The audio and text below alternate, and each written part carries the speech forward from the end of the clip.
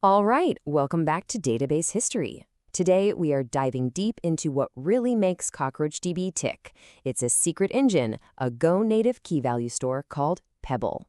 And this is a really cool story about why speaking the right language can make a world of difference when it comes to performance. So picture this. Imagine you're in a super high stakes, really complex negotiation, but you have to do the whole thing through a translator. You know, every single sentence has that little delay, you're pretty sure some of the nuance is getting lost, and the whole thing is just frustratingly slow. Well, that's exactly the problem CockroachDB was facing. It was a database built from the ground up in Go, but its core engine, well, it spoke a completely different language. And here you can really see that language barrier in action. On one side, you've got CockroachDB all written in Go. On the other side, its storage engine, RocksDB, which is written in C++. And the bridge connecting them was this tool called Seago. Think of Seago as that translator we just talked about, and it charges a pretty hefty performance tax. I mean, this thing created serious overhead, it made integration an absolute nightmare, and it even started to mess with Go's famous memory safety. It was a total communication breakdown right at the very heart of the database. So, what do? What was the solution? Simple. You get a native speaker. And that's where Pebble comes in. Pebble is this high-performance key value store that was built from the ground up, in Go for Go. No translator necessary. It was designed from day one to be the fluent native heart for a system just like CockroachDB. And get this isn't some old, dusty piece of legacy tech. Cockroach Labs launched Pebble just back in 2019. It's pretty modern. They basically had this big realization. To get the kind of world-class performance and stability they were dreaming of, they couldn't just rely on off-the-shelf parts anymore. Nope, they had to build their own engine, completely from scratch. And let me tell you, the benefits of going native were just massive.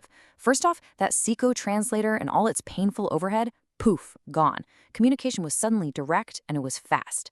Second, they got this much tighter integration with Go's own runtime, especially its garbage collector. What does that mean for you? Well, it means no more of those unpredictable, scary performance spikes. And, super critically, they got back that memory safety that Go is so famous for. But you know the smartest part of this whole thing? They actually made Pebble API compatible with RocksDB. That made the switchover unbelievably smooth, just brilliant. Okay, so how does Pebble actually work its magic? Well, it's not starting from zero. It uses some really brilliant industry standard ideas. At its core, you've got log-structured merge trees. You'll hear them called LSM trees. They are absolutely perfect for systems that have to deal with a constant flood of new data being written. Then for reads, it uses something called Bloom filters, which is this super clever way to quickly check if a key isn't in the database. I know that sounds weird, but it saves a ton of time. Then you throw in essential stuff like snapshots for reliable backups and range deletions for managing your data, and what you've got is an engine that's purpose-built for today's crazy concurrent workloads. This chart gives us a really good look at where Pebble fits in the whole landscape. Right? Its main edge over the C++ giants like RocksDB is that it's Go native. We've covered that. But what about another Go engine, like BadgerDB? Well, I like to think of it like this. Badger is kind of like a drag racer. It's all about pure, raw, straight-line speed. Pebble is more like a Formula One car. It's engineered for consistent, predictable performance lap after lap, even when it's under the crazy pressure of a huge distributed system. It's about endurance and reliability, not just top speed. And the results? I mean, they are just staggering. We're talking about Pebble handling over 1 million, that's 1 million reads and writes per second inside CockroachDB clusters. And listen, that's not some sterile lab benchmark. That is real-world, honest-to-goodness performance. This is the kind of horsepower that lets CockroachDB survive nodes failing and lets it scale globally without even breaking a sweat. It just works. But, you know, Pebble's impact goes way beyond just CockroachDB. It's completely open source, and there's a really active community that's contributing to it all the time. Because it's so proven, and because of that deep native integration with the Go ecosystem, it's honestly becoming a go-to building block for the entire next generation of distributed systems. It's quietly shaping the future.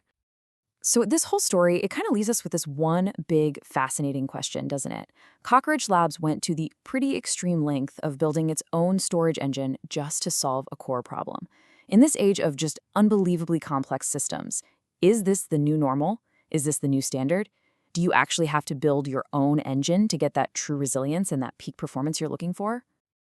And that's Pebble for you, the Go-optimized engine that really proves that sometimes the absolute best way to move forward is to just build the exact tool you need yourself. Thanks for joining us on Database History as we dug into this one. We'll be back to explore another frontier soon. Until then, keep those queries curious.